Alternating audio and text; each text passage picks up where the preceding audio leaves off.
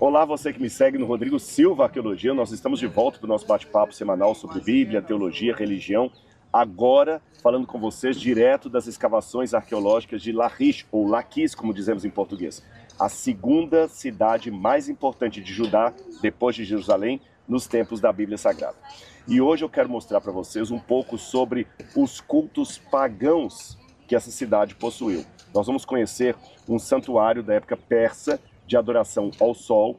Vamos ver um templo de Baal, ou pelo menos o que sobrou dele, e um misterioso altar pagão que estava na porta dessa cidade.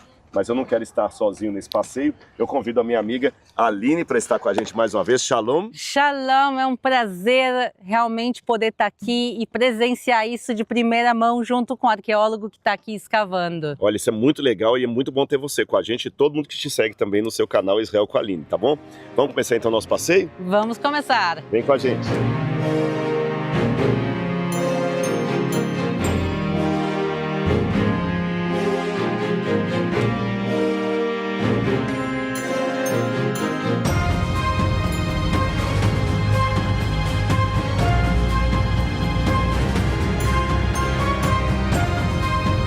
A gente está vendo aqui uma grande estrutura, mas conta pra gente o que é tudo isso.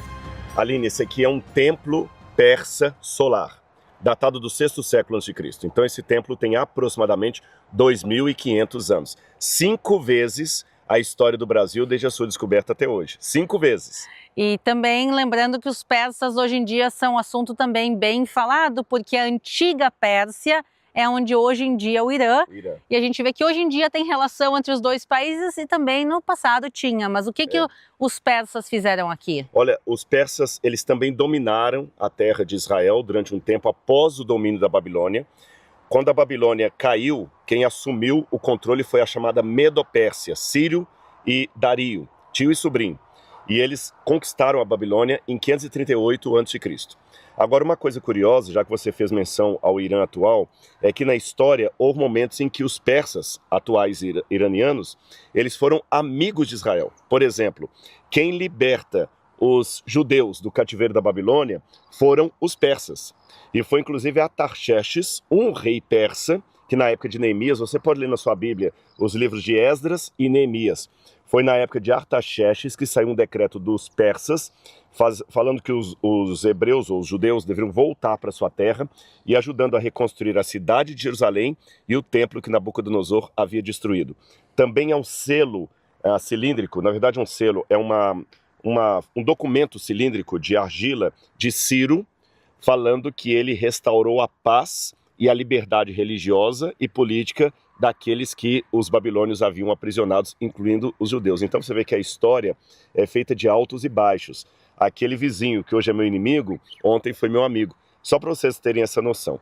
E aqui foi a época em que os persas tiveram em Lachish, ou Laquis. Quando a gente fala Lachish ou Laquis, é a mesma cidade, tá bom? Lachish é o nome hebraico, Laquis em português. Eles construíram um templo solar aqui. E é curioso, acho que o Moto pode até mostrar pra gente que o sol está nascendo bem ali, olha. Vocês vão ver de casa. E por que nós estamos mostrando? Olha que lindo o nascer do sol. E o nosso trabalho já começou há algumas horas aqui, que a gente começa de madrugada, 5 horas da manhã, mas a gente esperou o sol nascer para mostrar para vocês essa vista maravilhosa. O templo solar, Aline, ele ficava com a entrada dele voltada para o sol. Porque quando o sol nascia, brilhava dentro do templo e eles faziam sacrifícios ao deus Sol, os persas. Os persas eram proeminentes adoradores do Sol. Houve muitas correntes religiosas, como o mitraísmo, que adorava o Sol, que veio da cultura persa. E justamente a Bíblia, uma das coisas que a Bíblia fala é que não é para adorar o Sol, as estrelas, a Lua. A gente vê a Bíblia botando um foco muito grande nisso. E a gente vê que isso sim era uma prática comum entre vários povos da antiguidade. E aqui está um exemplo. E até um exemplo, antes da gente entrar para ver o templo por dentro, é que a orientação bíblica, tanto em relação ao santuário, tabernáculo e sinagogas, que elas deveriam ser construídas num posicionamento em que as pessoas orariam de costas para o sol. Por que que Deus, naquela época, orientou isso? Porque era tão comum a adoração do sol, que se você construísse sinagogas, falando na época do Segundo Templo, sinagogas, ou o Santuário de Jerusalém, ou o Tabernáculo, também na mesma posição dos templos pagãos, poderia correr o risco de numa época de quebra da aliança de Israel, de apostasia, o povo nesse sincretismo começaram a confundir o Deus de Israel com o Deus Sol.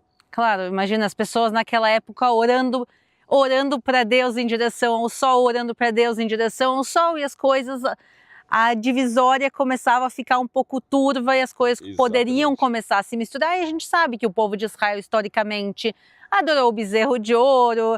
Teve várias passagens bíblicas que a gente vê que o povo às vezes acaba indo adorando outras coisas.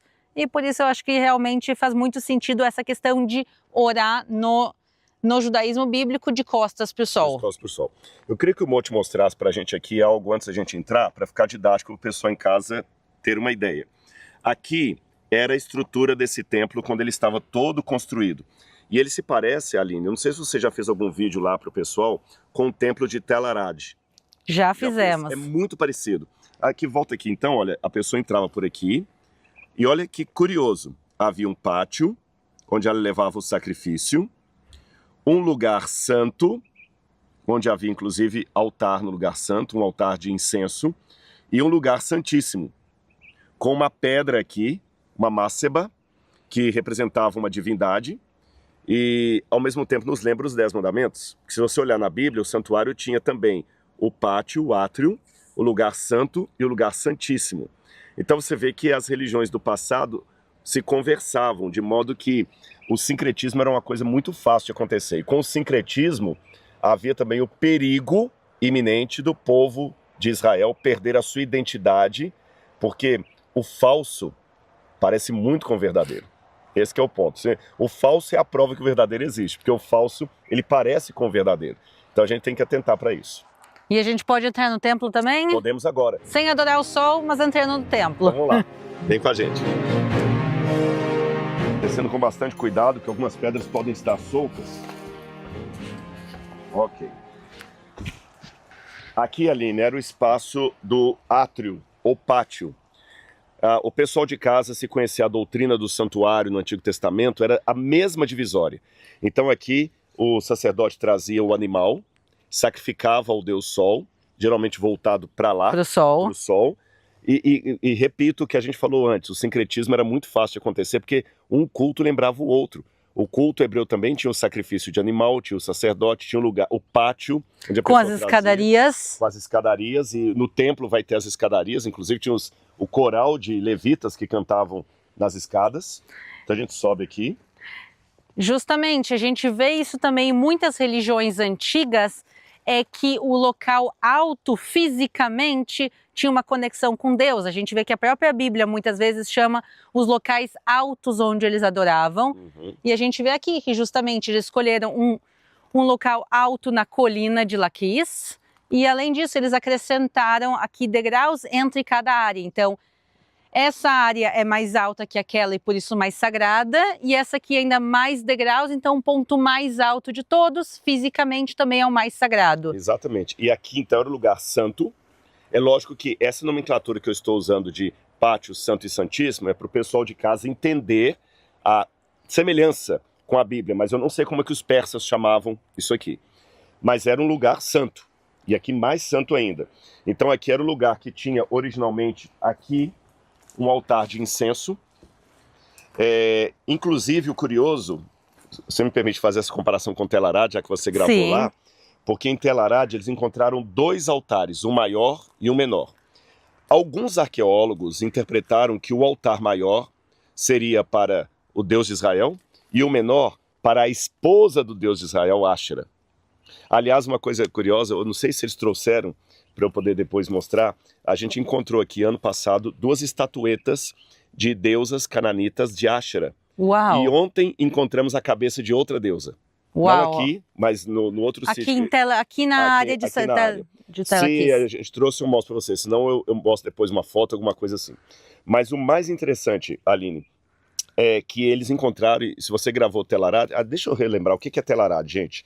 Tel Arad era uma fortaleza judaica do deserto, fortaleza de soldados, e lá nessa fortaleza de soldados, longe de Jerusalém, talvez um oficial, alguém, resolveu construir um santuário para os soldados adorarem, que misturava judaísmo com paganismo.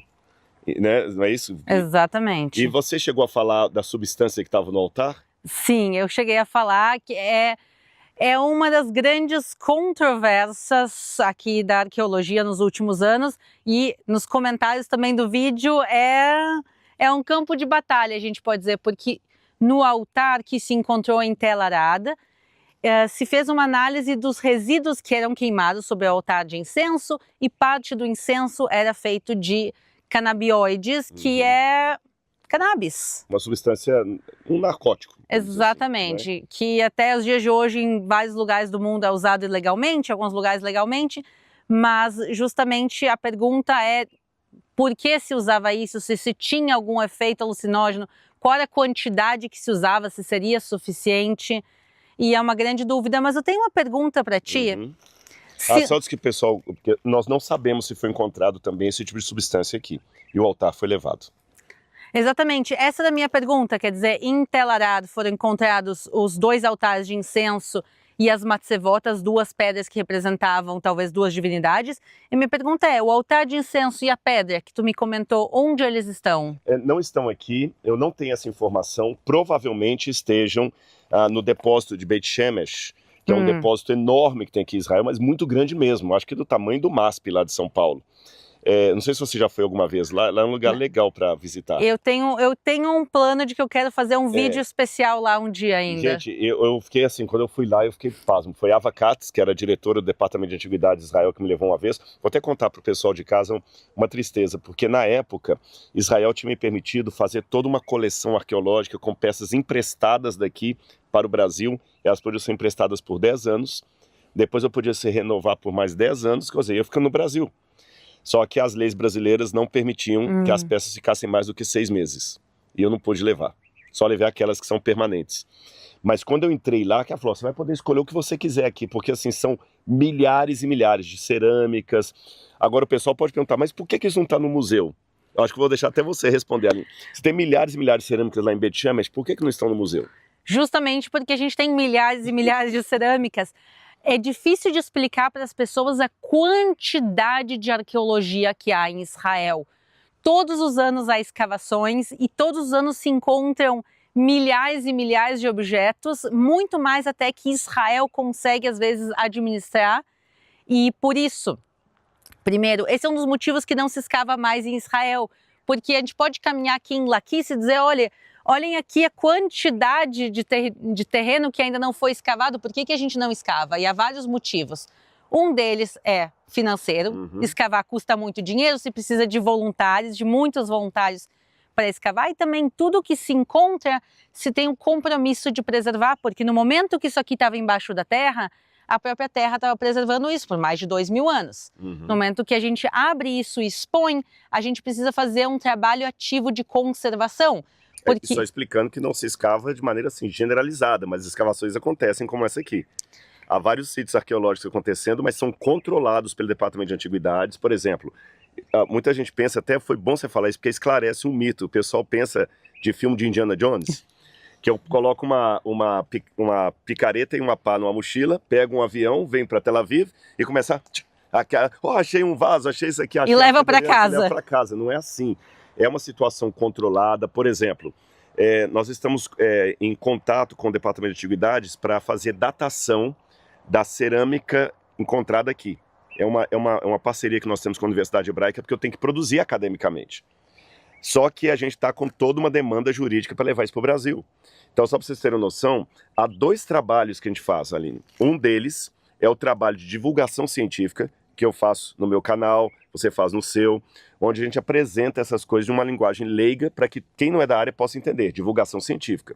E existe um segundo trabalho paralelo, que é o do Rodrigo Arqueólogo, que eu tenho que escrever um artigo científico, publicar numa revista acadêmica por pares, então é um trabalho sério. Muita gente pensa que é uma coisa meio de aventureiro, não, tudo isso aqui é muito controlado em termos governamentais e acadêmicos. Porque tem que ser feito, porque tanta coisa é encontrada também que a gente precisa saber exatamente o que foi encontrado, onde foi encontrado, para encaixando as peças, porque na realidade o que é arqueologia? A arqueologia é a história de Israel, a história do mundo todo também, e é um quebra-cabeça de milhões de peças que nem sempre a gente sabe muito bem que desenho tem que se formar, com milhões de peças faltando. Então, às vezes o que se encontra aqui, há escavações em 30 anos atrás, depois se continua escavações amanhã e se encontra mais, às vezes se encontra partes da mesma estatueta. Quer dizer, vocês encontraram agora a cabeça de uma deusa, quem sabe se daqui a algumas semanas, meses ou anos se encontre o corpo. E talvez no corpo tenha uma inscrição, e assim se vai montando esse quebra-cabeça. E por isso tem que estar tudo muito bem catalogado.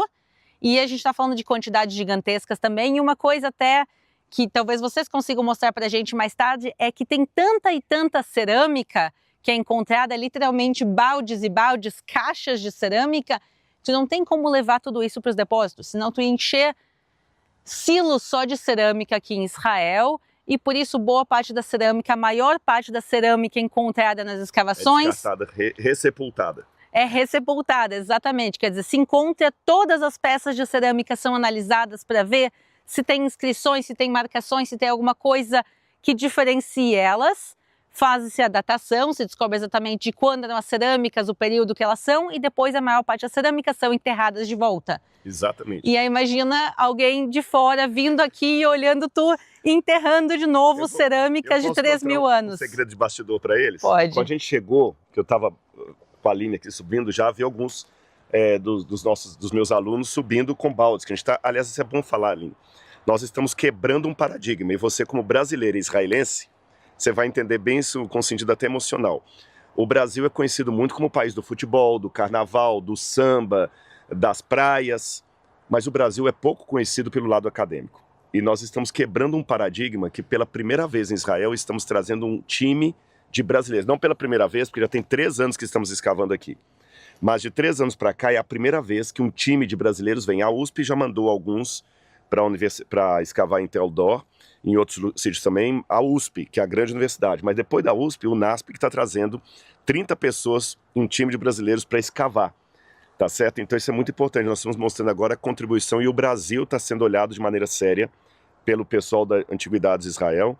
Isso é muito legal, tá bom? Para contar para vocês aí. Porque, só deixa eu dizer, o que a gente sabe é o amor que os brasileiros têm, muitos brasileiros têm tanto amor por Israel, pela sua terra, pela história bíblica, e isso agora está se refletindo também em ações concretas, no sentido de brasileiros estarem aqui com as próprias mãos, escavando e redescobrindo a história bíblica lado a lado com israelenses, com coreanos também. Os coreanos também é um povo americanos que ama tanto a Bíblia. A gente tá aqui participando realmente da história sendo escrita e redescoberta ao mesmo tempo. E de 3 anos para cá, os brasileiros estão sendo 80% a 90% dos que estão escavando.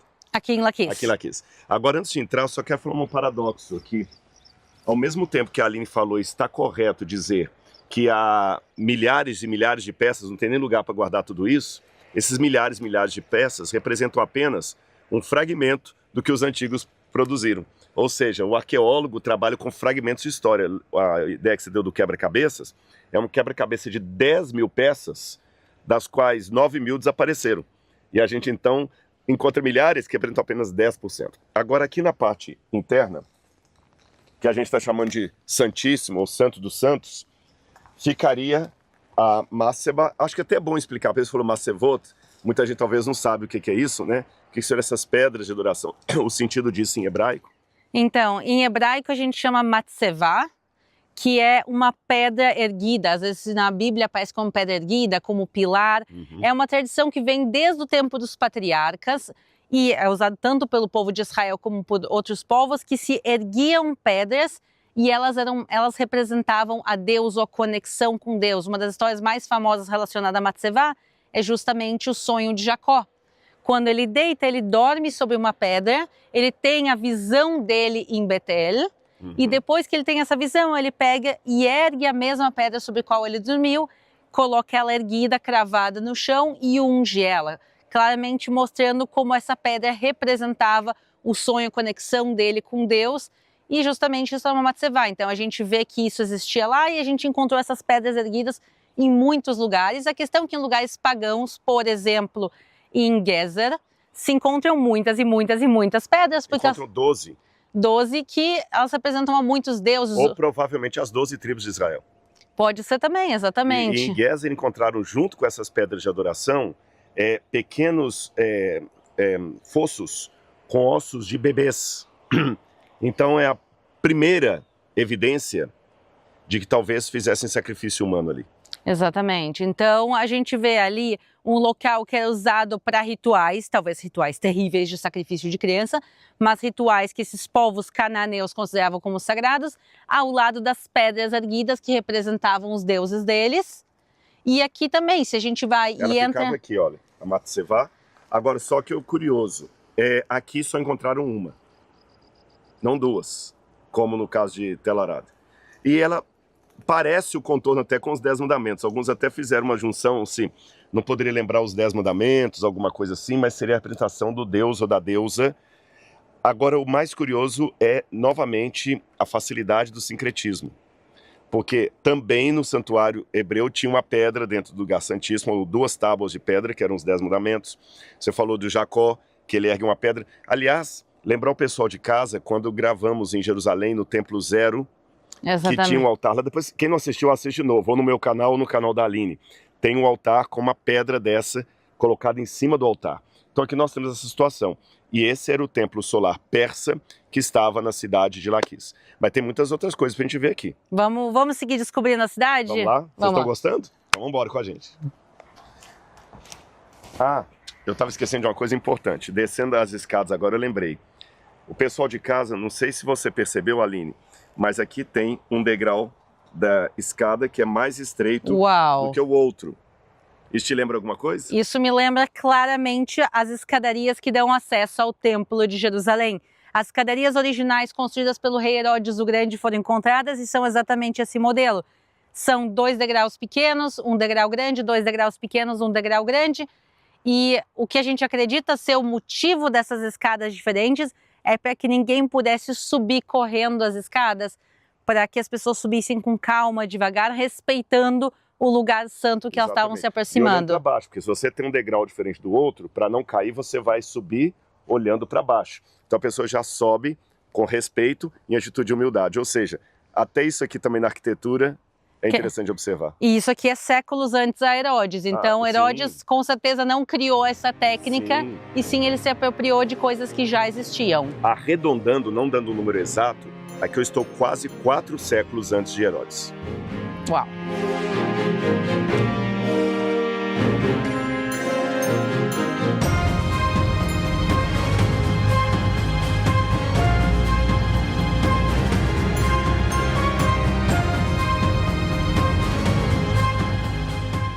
Rodrigo, tu falou que ia nos trazer para um templo de Baal, mas eu conheço esse local.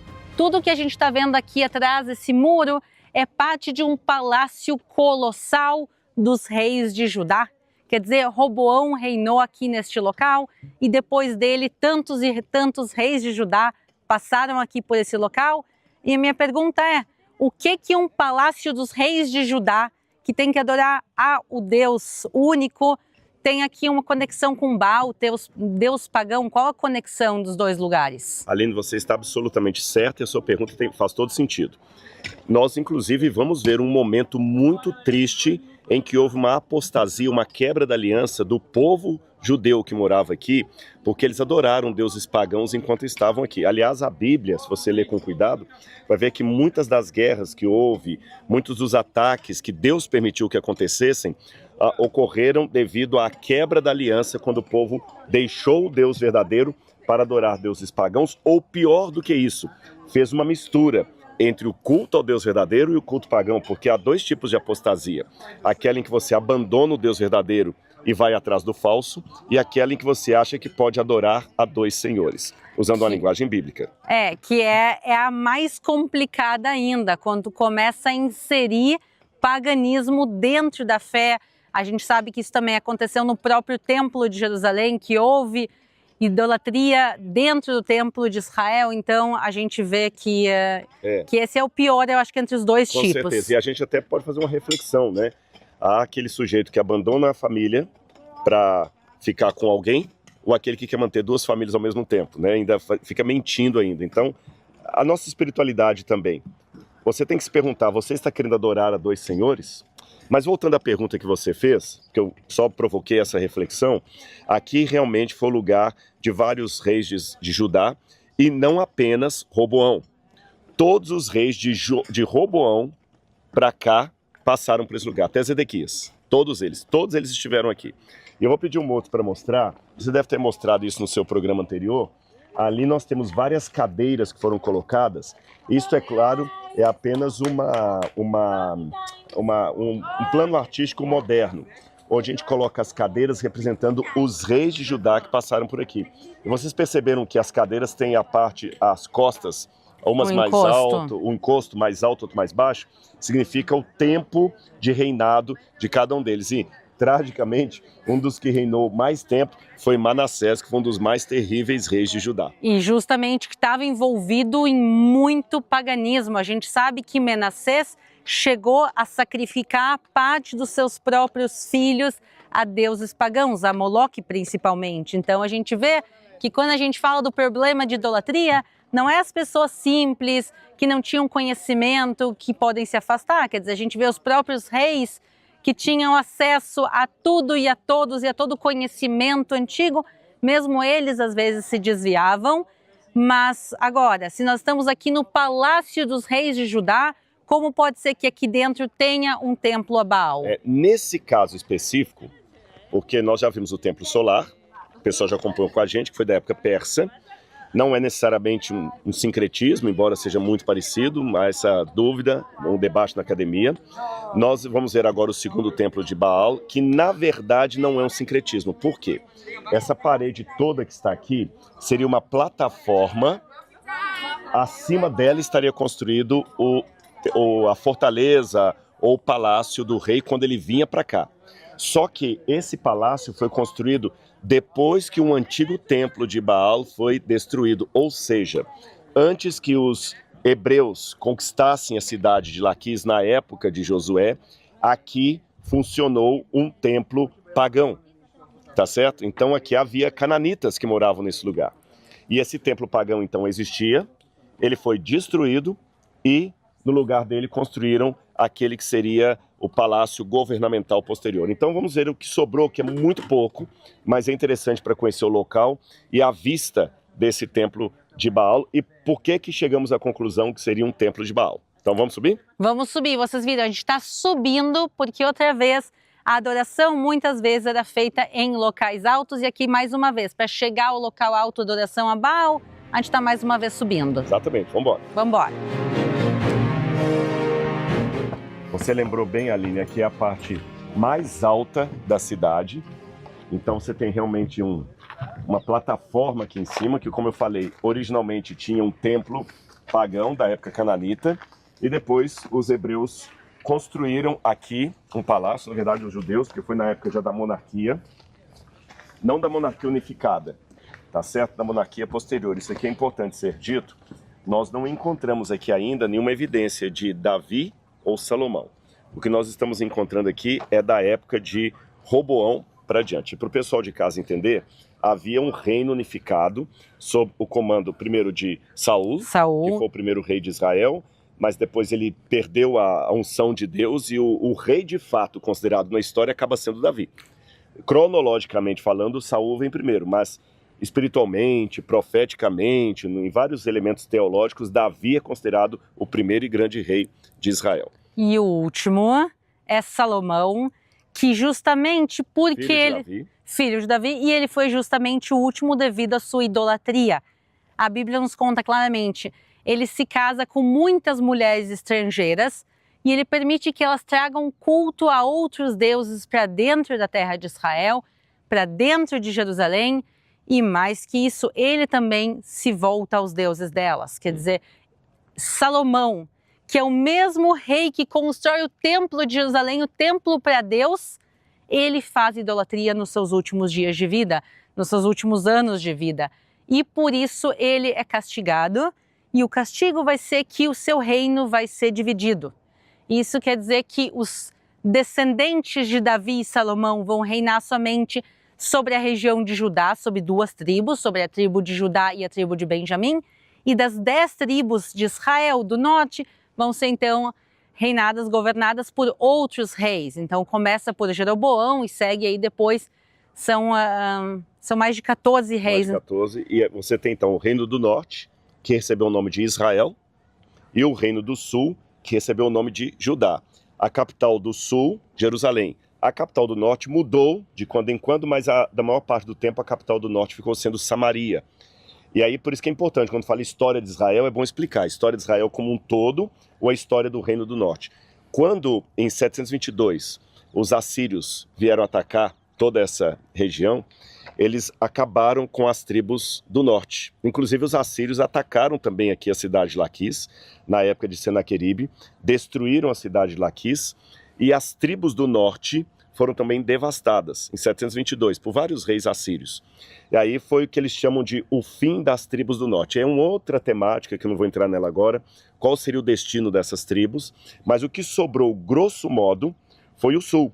E como o sul era dominado majoritariamente pela tribo de Judá, quando Nabucodonosor vem também, que ele também passou por aqui, e ataca os judeus na época do profeta Jeremias, na época do profeta Ezequiel, na época do profeta Daniel, quando ele vem atacar, o que sobrou praticamente foi o sul, Judá. Por isso que a partir de então, todos os hebreus são chamados agora de judeus. É por isso que hoje o Silvio Santos é chamado de judeu. A Aline é judia. Albert Einstein, judeu. Hoje a gente não faz mais aquela divisão como antes dessa devassidão, que eu não falaria, Aline, você é judia? Não, eu sou da tribo de Manassés, eu sou da tribo de Benjamim, eu sou da tribo de Justamente de Dan. Eu sei que a minha família não é de Judá, eu sei que toda a minha família materna é da tribo de Levi, e a tribo de Levi justamente não estava só em um dos reinos, a tribo de Levi estava espalhada. Parte de Levi morava dentro do reino de Israel, parte de Levi morava dentro do reino de Judá. Eu não sei até tantos detalhes historicamente, dizer se a minha família morava no Reino do Norte, no Reino do Sul, mas eu sei que pelo menos metade da minha família pertencia à tribo de Levi, não à tribo de Judá. Mas no final das contas os nomes ficaram, como também hoje em dia a gente chama o Estado de Israel, se referindo a todo o território. Exatamente. Então o Estado de Israel engloba o que era o Reino de Israel e o que também era o Reino de Judá. Então isso é interessante como a nomenclatura vai mudando ao longo dos séculos. Se tu chegasse para alguém há 3.000 anos atrás, ou 2.900 anos atrás, e dissesse tu mora em Israel, ele ia dizer, não moro em Israel, eu moro aqui em Judá. Eu moro em Judá. E se tu perguntar para uma pessoa que mora nas casas aqui do fundo, perguntar, tu mora em Judá? Ele vai dizer, não, eu moro nas montanhas da Judéia, mas eu moro dentro do estado de Israel. Então a gente pode ver como os nomes significam coisas diferentes. Exatamente. Em épocas diferentes. Se você é judeu, não, eu sou efraimita. Exatamente. Você é judeu? Não, eu sou benjamita. O que sobrou, mais ou menos, foi uma parte da tribo de Benjamim, alguns da tribo de Manassés, e a tribo de Judá e alguns levitas, porque eles estavam misturados. Mas, grosso modo, como a maioria era Judá, aí a partir de em diante, todos são indistintamente judeus. E também, só para vocês entenderem em 10 segundos uma diferença, hoje, quem é de Israel é israelense. Mas na época bíblica não tinha esse nome, era israelita. Tá bem? Mas então, israelita, israelense, judeu, efraimita, danita, só para vocês entenderem o uso dessas nomenclaturas ao longo do tempo. Não, e essas nomenclaturas são usadas de maneiras diferentes até os dias de hoje. Isso eu aprendi quando eu guiei grupos de portugueses de Portugal aqui em Israel.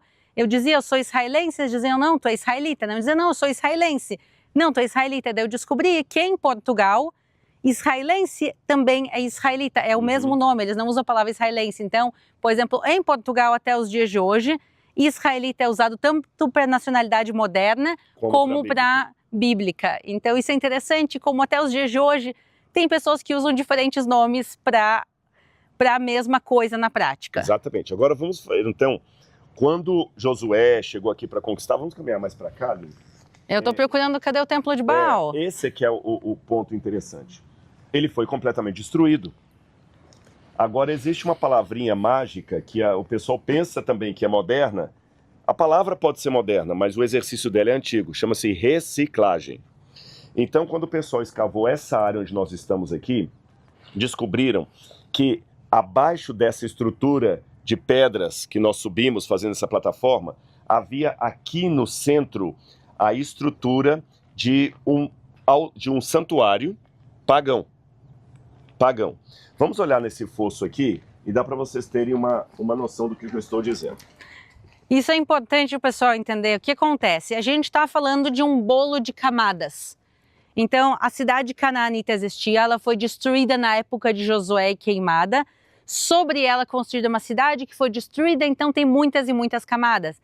Então, se essa camada que a gente está agora é da época do reino de Judá, já não na época do reino unificado, e sim do reino de Judá, se a gente quer buscar a época canaanita, a gente precisa escavar e buscar o que está mais embaixo. É justamente o que os arqueólogos fizeram. E a gente deixa, agora vocês podem ver um dilema da arqueologia, Aline. Você ilustrou muito bem, é quase como um bolo de aniversário. Tem camada lá de chocolate, de coco, não sei o que e tudo. O que está mais embaixo é mais antigo, o que está mais recente, o mais em cima é mais recente, mais novo.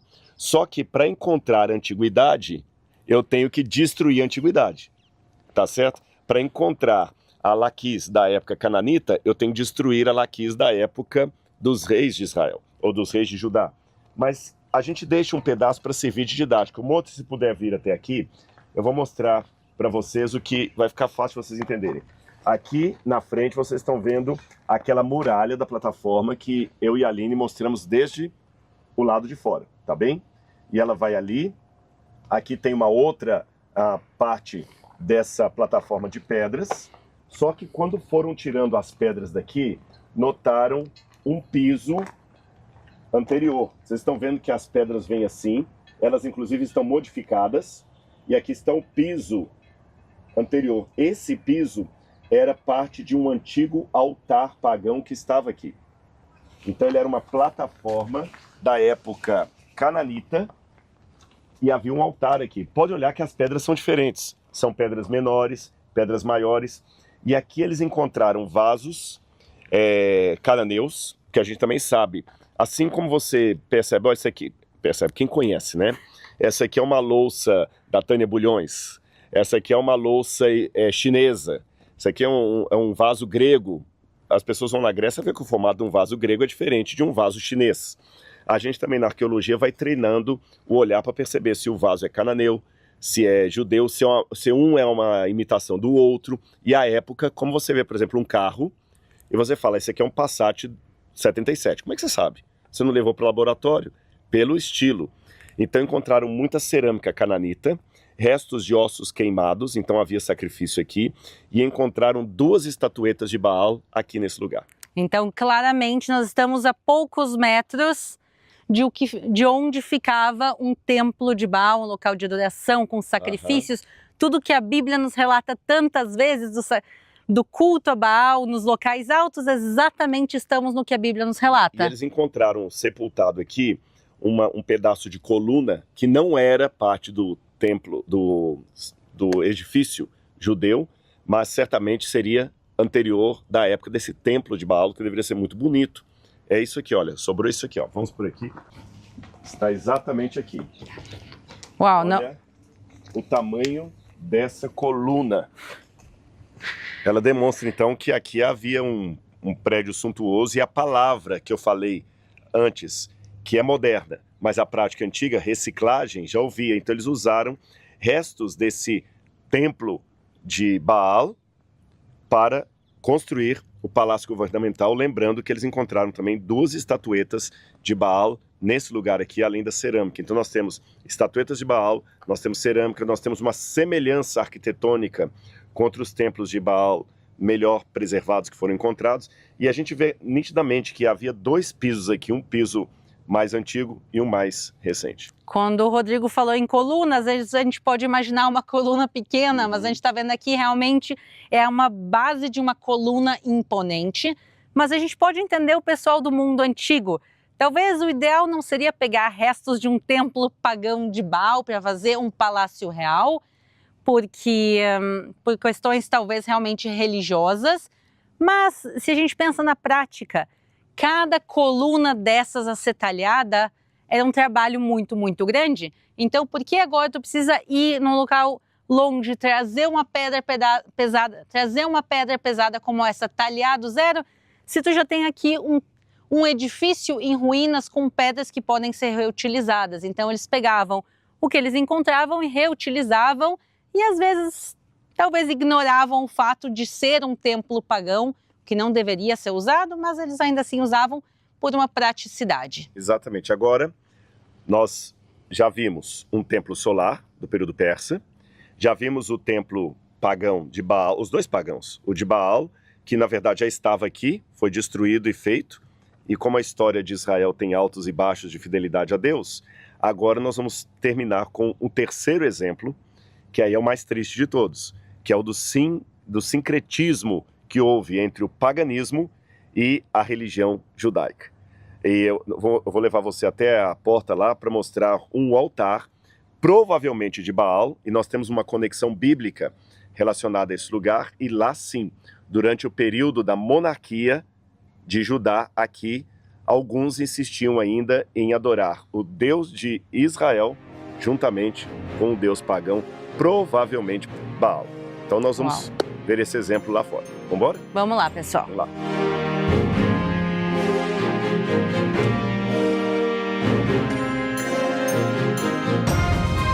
Aqui ao nosso lado nós já vemos o complexo do portão e uma coisa está me chamando a atenção, é essa pedra erguida aqui atrás, que ela parece uma matzevá bem clássica, só quero que tu me confirme. Exatamente, bons olhos, você acertou, embora esteja no meio do mato, muitas pessoas passam sem prestar atenção, mas é assim, uma coluna de adoração. Exatamente, quer dizer, este portão que nós estamos chegando, ele é da época que Laquis era uma cidade que pertencia ao reino de Judá. E, em teoria, o templo de Baal já estava destruído, não deveria haver adoração a outros deuses e a outras entidades. E justamente uma das primeiras coisas que a gente chega aqui no portão, na entrada da cidade, a gente está vendo aqui uma matzevá que poderia talvez ser usada para adoração, mas a gente comentou que havia um templo inteiro aqui, que eu sei que ele se encontra aqui dentro e é onde eu quero que a gente vá mostrar, porque realmente é chocante o que há ali dentro. E aqui é interessante, Aline, você falar isso, porque era o lugar de maior fluxo da cidade. Todo mundo que chegava vinha por aqui. Aqui, por exemplo, essas câmaras que nós estamos vendo eram os lugares de cobranças de impostos, a aduaneira, a Receita Federal, pessoa que chegava aqui, que ela pagava o imposto para entrar na cidade ou sair com produtos da cidade. Ali na frente, inclusive, tem alguns bancos, você deve ter filmado lá da outra vez, se quiser a gente pode até mostrar. E esses bancos aqui eram o lugar do julgamento da cidade. Você já deve ter lido na Bíblia em casa que tinha sempre julgamentos que aconteciam na porta das cidades, né? Será que dá tempo de a gente mostrar rápido? Vamos! Também uma coisa importante a gente pensar é que hoje em dia, quando a gente quer entrar e sair de uma cidade, existem muitas estradas que levam e trazem. Mesmo para o Brasil, se a gente quer entrar no país, a gente pode entrar por mar, por terra, tem vários aeroportos, tem muitas entradas e saídas hoje em dia. Nos tempos antigos, não. Era comum cidades terem um portão, às vezes dois portões, inclusive Shaaraim, uma cidade bíblica muito importante aqui de Judá, o nome dela significa dois portões, porque, uau, olhem aquela cidade tem dois portões. Que era uma coisa incomum. O que era incomum. Então, se toda a população da cidade tem que entrar e sair pelo portão da cidade, sem dúvida nenhuma, o local mais movimentado.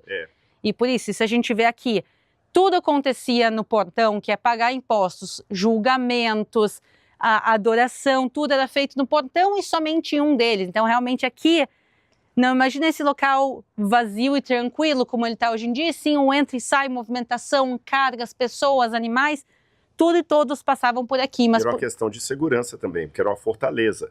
É lógico que cidades como Jerusalém vão ter vários portões, porque era a capital. Mas normalmente essas fortalezas, até por uma questão de defesa, tinha um portão só que facilitava a proteção da cidade. Pode falar agora do julgamento? Claro. Olha aqui, olha. Aqui você tem um banco, não sei se o moço está conseguindo pegar aí. Esse banco eu vou sentar aqui. A Aline vai até sentar lá, para vocês verem. Eu estou aqui sob julgamento. A Aline está sentada no meio. Vocês percebam que a Aline está no meio, mas lá no fundo tem um banco mais elevado. A Aline está no meio e abaixo dela tem um outro, assim, olha, menor. Mas, olha, aqui as pessoas se sentavam em cada nível de acordo com o poder político daquela pessoa na cidade. Os anciãos do povo ficavam sentados aí. Nós temos muitas histórias que aconteceram aí em Portão da Cidade. Por exemplo, Ruth, quando Boaz foi negociar o casamento com Ruth, diz que ele chamou os anciãos e se sentou à porta da cidade.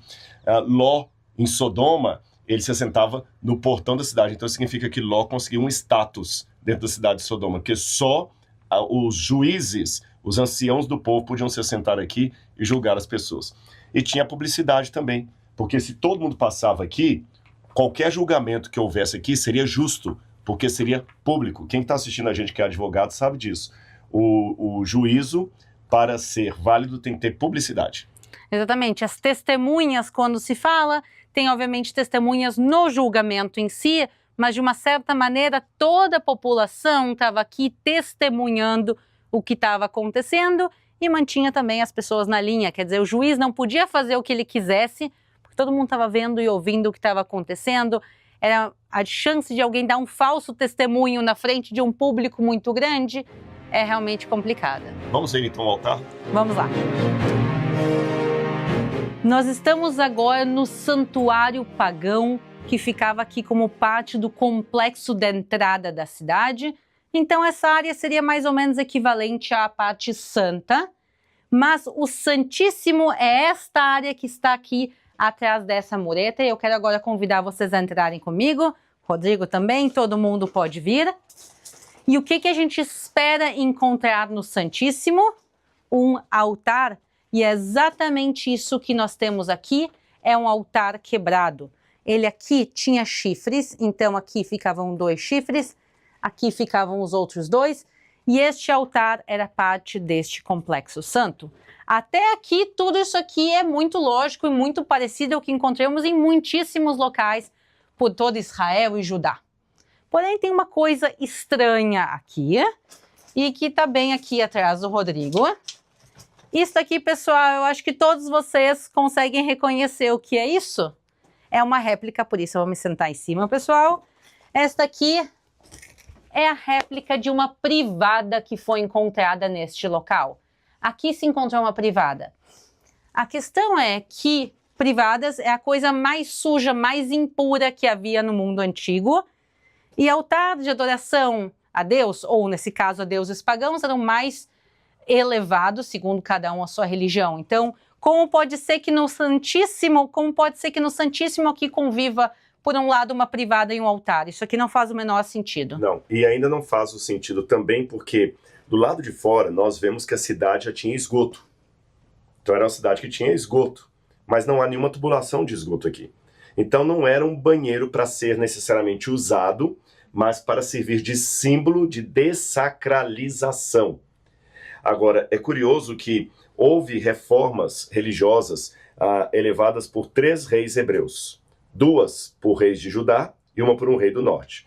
Os reis de Judá que fizeram reforma religiosa foram Josias e Ezequias. O que é uma reforma religiosa? Eles mandaram quebrar todas as estátuas pagãs, todos os altares pagãos, e fizeram uma reforma, e fizeram o povo voltar para o Deus verdadeiro. Como eu falei, em Judá foram Josias e Ezequias que fizeram isso. E ao norte foi o rei Jeú.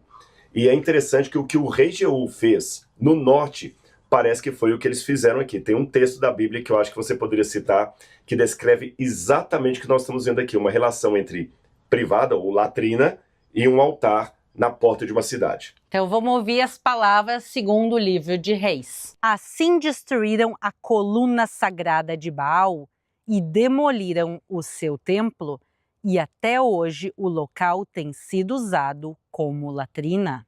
Justamente estes reis reformadores, o que eles queriam fazer é trazer o povo de volta à adoração ao único Deus. Ao longo da história bíblica, há forças que puxam para um lado e puxam para o outro. Acabe e Menassés puxam para a adoração a deuses pagãos. A gente vê Jeú que tenta trazer o povo de volta. E isso é uma coisa constante de um lado para o outro. Então, se aqui era um templo de adoração pagão, ele pode ser tirado de uso, mas quem vai garantir que depois de 1 ano, 2 anos, 5 anos, 50 anos, ele não vai voltar a ser um local de adoração pagã? A privada. Justamente essa era a ideia. Se havia algo impuro, isso aqui não podia voltar a ser um santuário para ninguém. Então, colocar uma privada é uma maneira que garantia que esse local não voltaria a ser um local de adoração pagã, mesmo depois da morte do rei. Talvez realmente da mesma época do rei Jeú, essas reformas que estavam sendo feitas no norte, talvez fossem implementadas também aqui uma parte do sul. E por isso, o que a Bíblia nos descreve, a gente está literalmente encontrando aqui nas escavações arqueológicas, coisas encontradas nos últimos dias, nas últimas semanas por vocês, e também coisas encontradas em escavações mais antigas, mas realmente é incrível ver algo exatamente como a Bíblia nos descreve.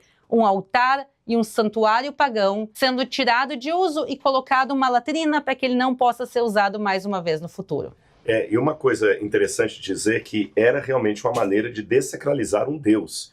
Se vocês lembrarem, quando Elias estava lutando contra os profetas de Baal sobre o Monte Carmelo, o Murracar, ele, em determinado momento do discurso, falou o seguinte: gritem mais alto, falando para os sacerdotes de Baal, talvez o Deus de vocês, aí em algumas traduções em português trazem assim, talvez o Deus de vocês esteja dormindo, viajando, mas no hebraico está dizendo, talvez ele esteja no banheiro tendo necessidades fisiológicas, ou seja, talvez ele esteja na latrina.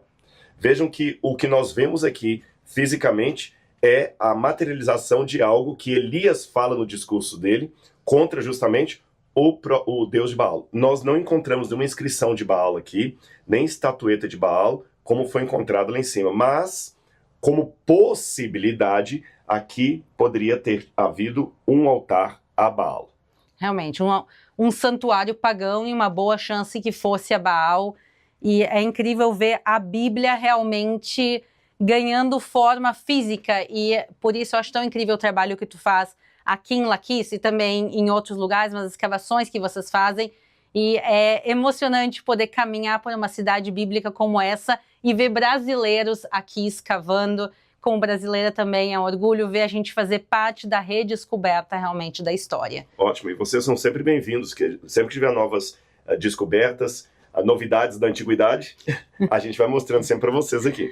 Eu espero que vocês tenham gostado da nossa aventura arqueológica do dia de hoje, conhecer um pouco das cidades, conhecer um pouco dos templos pagãos aqui de Laquis. Um grande abraço e a gente se vê na semana que vem. Tchau, tchau.